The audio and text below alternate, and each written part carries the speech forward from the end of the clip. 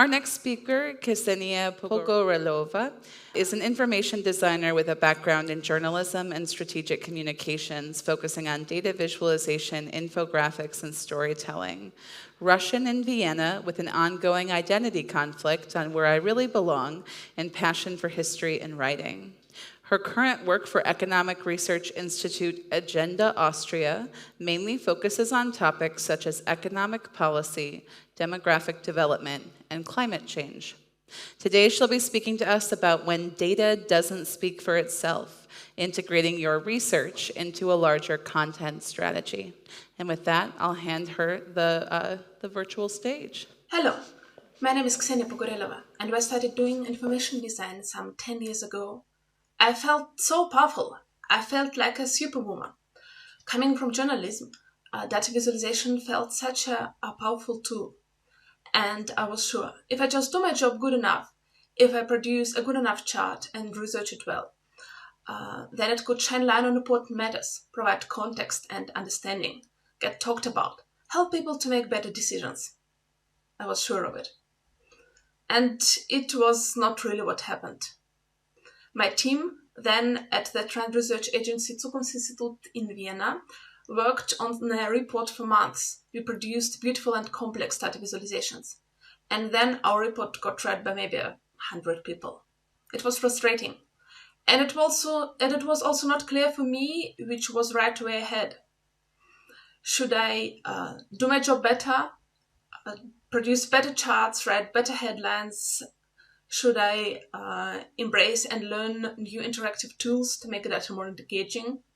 Should we advocate for more data literacy and educate our readers? It was complicated. And everything that I mentioned is important. But something which I felt very, very relevant the last time was that sometimes it's okay when data doesn't speak for itself. That's our job to speak for it and to facilitate this conversation, which is what I'm going to speak about today. I now work at the Research Institute Agenda Austria, which is a privately funded Austrian think tank which focuses on doing economic policy research on different topics such as state debt, state budget, taxes, social welfare system, labor market, demography, and many other topics. And if you look at it, a web page, you see lots of content. There are research papers published in scientific journals. There are publications which are aimed at journalists and general public. There is a newsletter, and there are, of course, media outreach and social media. Where do the charts or infographics play a role? In everywhere. There are, for example, interactive tools or infographic database with charts to look at and to download. But my talk today is not about how you produce a good chart or a good dashboard. My question is, what happens with an infographic after it gets produced? Where does it go? And the question, of course, depends on content strategy. What is content strategy anyway? It can be summarized as a plan, as an answer to the questions. Which are your goals? Who is your audience? What do they care about? Which types of content do you plan to create? On which platforms and channels do you plan to disseminate it? And how do you measure the effectiveness of your content making and charts and articles and everything? And at Agenda Austria, there is a multi-channel approach which produces different types of content to contribute to policy debates on economic policy in Austria, to inform general public, and to educate and engage younger audience on the questions of economy. And so, therefore, charts have different roles in this context and are embedded into different formats. For example, an infographic can be embedded in an article, which provides more context, in a newsletter, in a keynote presentation, in a pitch for traditional media, or a social media posting. And often the context gets repurposed on different channels, from a research paper to an article to a keynote or newsletter or social media. But of course, the charts and the topics don't stay the same. And I'm not doing all this job alone. For this talk, I have spoken with two of my colleagues, Christoph Berenek from Media Relations and Teresa Reisinger, who focuses on social media. But let's start with traditional media relations and the questions how to get your research reprinted. Let's have a look at some of the press clippings which used charts from Agenda Austria webpage. How do these media relations actually happen, and why do these charts are selected? For example, sometimes something happens. Austrian government proposes a new tax reform. Gas prices rise. Sometimes, and then editors look for insights from experts in the field and call economists at Agenda Austria to provide a summary of the policy or a review or a commentary on the matter. Other time, Agenda Austria publishes its own publications, for example, about government subsidies. And then Christoph Berenek calls an editor and tells him, hey, I have a story for you about government subsidies. Now it's widely discussed in the media. And I have research and calculations exclusively for your newspaper, something that you cannot just download from statistical database. But if you have a look at the charts, do notice maybe some common motive? Yes, if a chart is understood on one glance, it definitely helps to get reprinted. The other factors are, for example, having a well-known chart form such as a bar chart or a line graph, being newsworthy, being exclusive, being embedded in a good pitch for a specific media. Of course, there are other factors such as competition between media outlets, good timing, and knowing right people. But the question is there no place for complexity at all? Because, let's face it, maybe lots of readers and editors would be happy seeing bar charts and line graphs. But for us information designers, it could be a bit dull to produce the same bar chart 100 times a day. But the good news is some kind of complexity can always be explained. Let's have a look at this chart. Would you understand it on the first glance? Even if you knew German. You probably wouldn't. I wouldn't too. But imagine if someone would explain you, guide you step by step how the chart works, how the axis works, that above zero there are takeaways and benefits from the Austrian social system, and below zero are contributions to social system in forms of taxes and social insurance payments. And if someone would explain you what the chart is about, it is about whether you, on the income distribution scale, get more from the social system or pay more into social system. And suddenly the chart gets more interesting. You know what it is about, how to read it, and why should you care? Because it's also about your income, your contributions, and comparison with other people around you. So these are two factors which definitely help if the chart is a bit more complex. It's a human angle and built-in explanation, which happened in the case of these publications. It started with a research paper, then it was adapted to an own publication of Agenda Austria, where I took care that the charts were very well explained. Then the publication got announced in a newsletter, there was press conference, interviews, and Christoph Berenek didn't just send Connet away to an editor and forget about the email. He worked the journalists through and through and explained them the charts, and then they explained them to the audience and reprinted the charts as they were, which is good job for everyone. Great. Also, I thought about going further on social media. I produced some very beautifully colored charts in a square Instagram form. I even did some Instagram reels, some short animations to promote the publication. Have a look at it and think how it goes. Yeah, it went not very well. Why? Because then I thought about one content pipeline, from a research paper to a newsletter to a media and social media. So from a very detailed and very technical explanation to a very simplified and short explanation, but with topics staying the same and message staying the same, which is the approach which sometimes works, but lots of time doesn't. So one of the main learnings that I would like to share with you is not everything should be everywhere. Some stories only work well as a newsletter, some only on social media. But how do we choose which topic goes where? One of the answers is for the audience. For example, if you have a look on the webpage on Agenda Austria, there are lots of different topics here, ranging from state debt and budget to labor markets to demography to inflation and cost of living. And some topics are interesting for almost everyone, such as inflation or cost of living.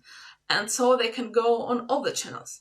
But other more, let's say, dry or earnest topics, such as state budget, only go well on Twitter, where a community of experts engages in a deep discussion.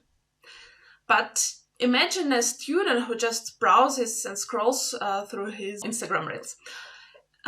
In this age, a state budget or maybe a pension system feels far away, but topics such as work market, career, personal finance, inflation, cost of living, rent prices, they feel very immediate, something that has an impact on the everyday life, but also something which brings emotions out of you, something which you can also maybe do something about it. So these topics might work much better on the channels with younger audience, such as TikTok or Instagram. When you selected the topic, the question is, how do you design the chart? And of course, if you Google something like social media infographic, you get this atrocity with bright colors and lots of illustrations and topics. And the bad news is that the aesthetics alone wouldn't save you. If something looks good for an Instagram, it doesn't mean that it is a good story for Instagram. You need to make a story out of it. And one of the simplest ways, which works well, is just explain it. You see on one side this rather dry chart explaining how the Austrian tax system contributes to the fact that Austrian women often work part-time, and on the right side, Teresa just explains you the same chart. It stays dry and rather basic looking, but expressive explanation draws you in and guides you through the story and brings you further to understanding of this topic. Other way, on social media, you can build a whole narrative arc around the chart with introduction, plot twists, and resolution in the ending. That's, for example, a very simple example, starting with a hook, with a short sentence saying that Austrian economy recovers from COVID much slower than other economies. You have the visual that draws in. Then you have the plot with more details, which is the chart itself. So you can see that Austria really lags behind lots of other European countries. Then in the resolution you have the summary with policy proposals, what government could do about it to speed up the recovery. And then you get the cute dog, which is actually call to action. If you like, sing for the posts on economic research, like this cute dog.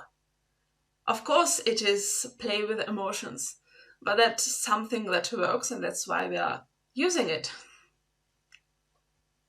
Another way, instead of just explaining the chart or making a story out of it, integrating it into a narrative arc of the story, would be reimagine the data in a different format.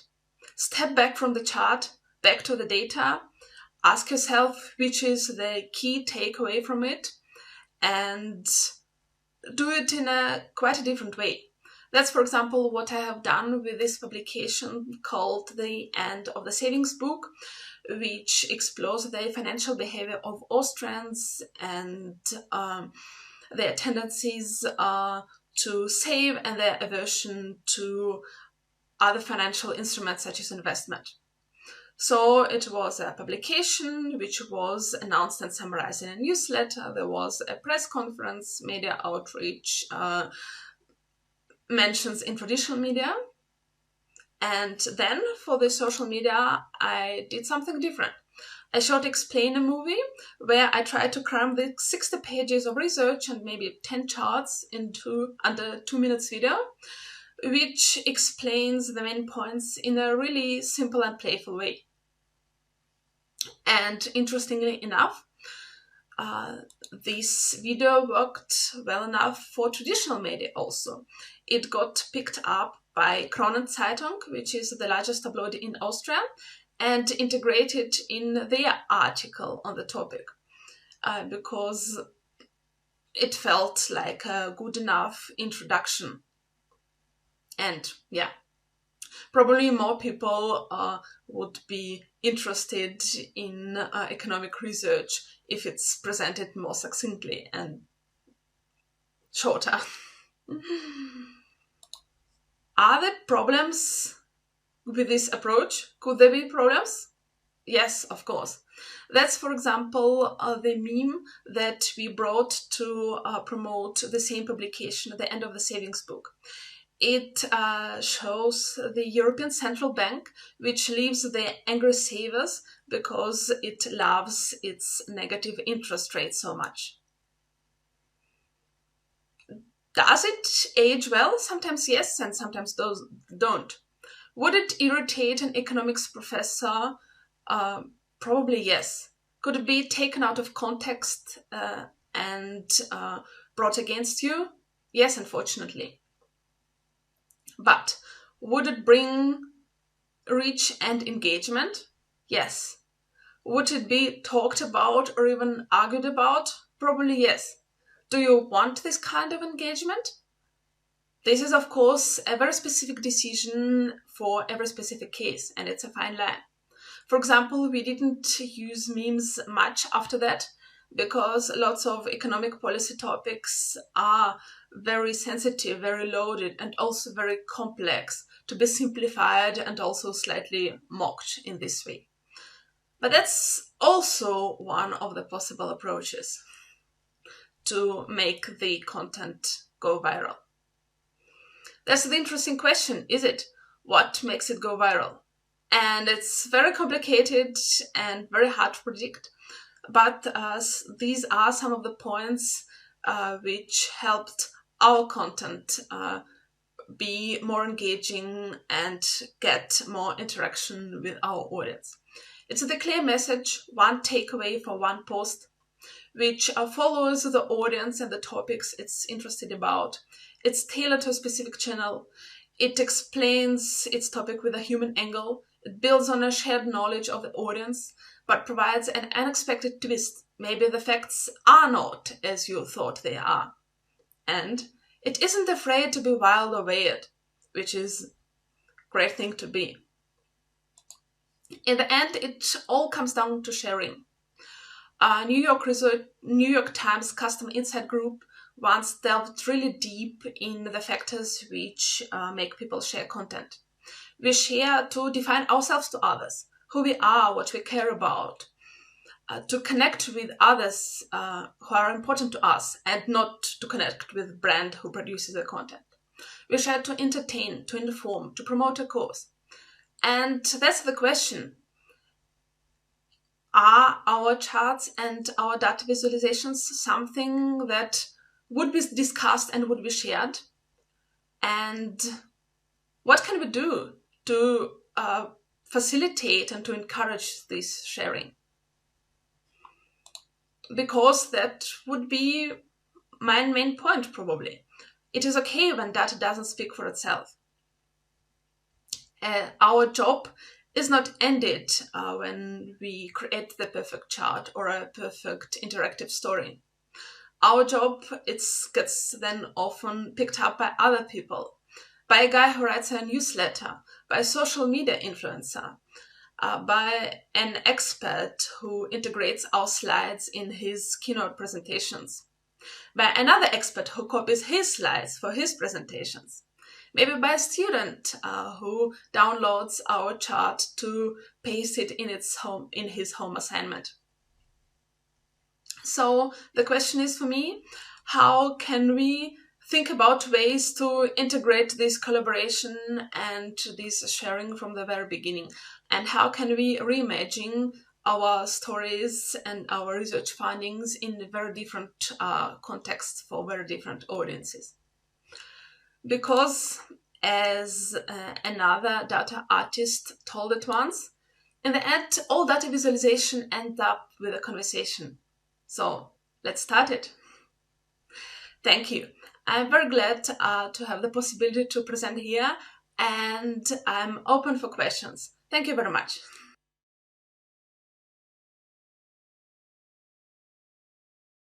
Hi, my name is Ben. I really appreciate your talk. I work at the Urban Institute, which is a think tank based out of Washington, D.C., so extremely relevant. I wanted to get your thoughts on documenting how readers across different personas might be accessing the information and taking action on it. I come from not the world of policy and more in the corporate world, so I find myself accessing the government affairs team a lot to understand their perspective on all the knowledge they have. So have you done any documentation for folks to help drive the content strategy based on the users? I would say we had not do it consciously in the same developing personas, but of course for different channels we had different personas in mind. Because, for example, almost every one of our publication has something which has also policy recommendations, which is a lot of things which can only be done at the government level. And of course, if we address younger audience at social media, an individual person cannot do anything with state budget except vote for the right party and wait for the results. So it very much depends on different content for different channels based on because of the different people are using them. If I answered your question or understood it correctly. Great. Questions?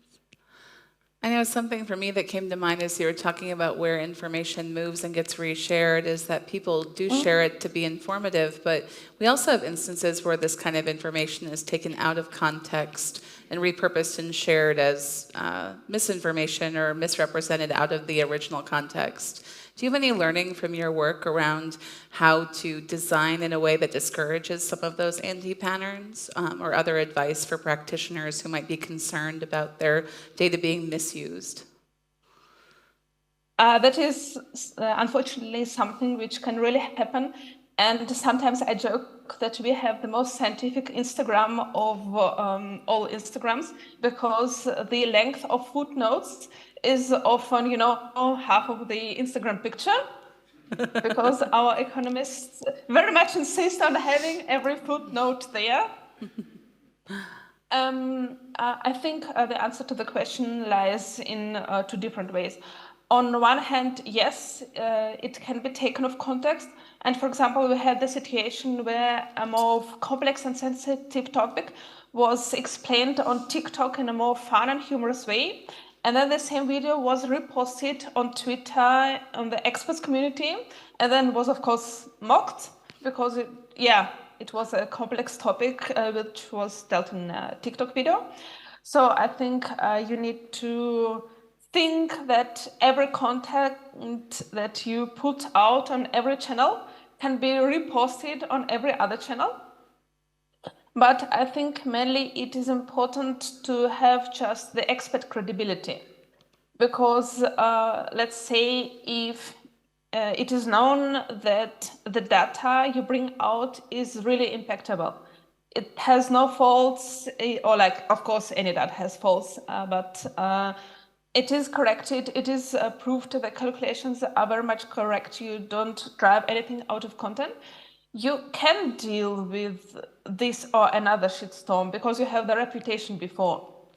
That's why it can be probably dangerous to put out some funny and weird things as a very new organization, because you don't have this academic credibility, this history of credibility, which fortunately for us, again, the Austria does have, so it makes everything a bit easier. Great. With that, being mindful of time, we're going to wrap up our time with you. Thank you so much for the wonderful talk. Another round of applause for our speaker.